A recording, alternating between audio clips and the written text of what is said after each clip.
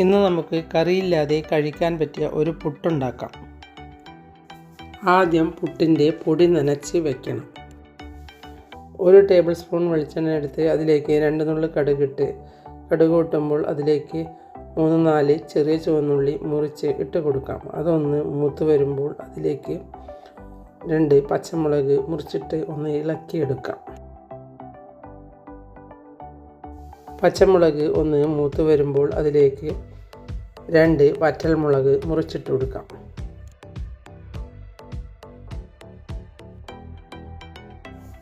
അതും ഒന്ന് മൂത്ത് കഴിഞ്ഞാൽ അതിലേക്ക് 2 തണ്ട് കറിവേപ്പില ഇട്ട് കൊടുക്കാം. അതും ഒന്ന് ഇളക്കിയ ശേഷം അതിലേക്ക് 1 നുള്ളി മഞ്ഞൾപ്പൊടി ഇട്ട് ഒന്ന് ഇളക്കിയെടുക്കാം. സ്റ്റൗ ഓഫ് ചെയ്ത ശേഷമാണ് മഞ്ഞൾപ്പൊടി ഇടേണ്ടത്. സ്റ്റൗ ഓഫ് ചെയ്യാതെ എണ്ണയിലേക്ക് ഇട്ട് കൊടുത്താൽ അത് കരിഞ്ഞു പോകും. ഇനി ഇത് ഇളക്കിയ ശേഷം നമുക്ക് നനച്ച് വെച്ച പുട്ടിൻ്റെ പൊടിയിലേക്കിട്ട് ഒന്നുകൂടി കുഴച്ചെടുക്കാം.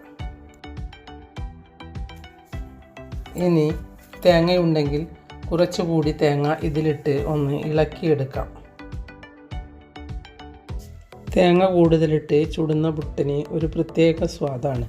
ഇനി ഇത് സാധാരണ പുട്ടുണ്ടാക്കുന്നത് പോലെ പുട്ടും കുറ്റിയിൽ നിറച്ച് പുട്ടുണ്ടാക്കിയെടുക്കാം. എൻ്റെ വീഡിയോ ഇഷ്ടപ്പെട്ടുവെങ്കിൽ ലൈക്ക് ചെയ്യാനും സബ്സ്ക്രൈബ് ചെയ്യാനും കമൻറ്റ് ചെയ്യാനും ഷെയർ ചെയ്യാനും മറക്കരുത്.